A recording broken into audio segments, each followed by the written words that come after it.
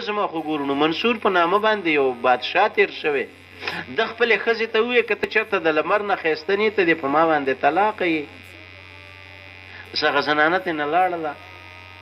زه چېرته د لمر نه ښایسته یم اوس دې بادشاه وزیر ته وویې چې زما د خوله نه د الفاظ ووتل علماو مجلس ولګېدلو علني قضا ولګېدله نو علما وویل دا خو د نور نه ښایسته نه ده دا خو طلاقېږي اوس په دغه مجلس کې عبدالله ابن مبارک رحمت الله علیه ناست دی دی پاڅېدلو دا وایي والتين والزيتون وطور سينين وهذا البلد الأمين لقد خلقنا الإنسان في أحسن تقويم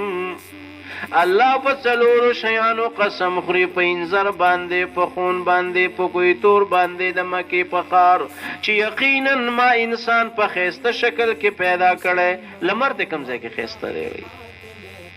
ښځه کوم ځای کې طلاقه ده اوس علماو آواز وکړلو اصاب عبدالله ابن مبارک حقا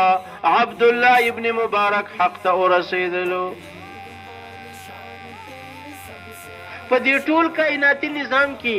انسان الله په ښایسته شکل کې پیدا کړ دا یې ولې پیدا کړلو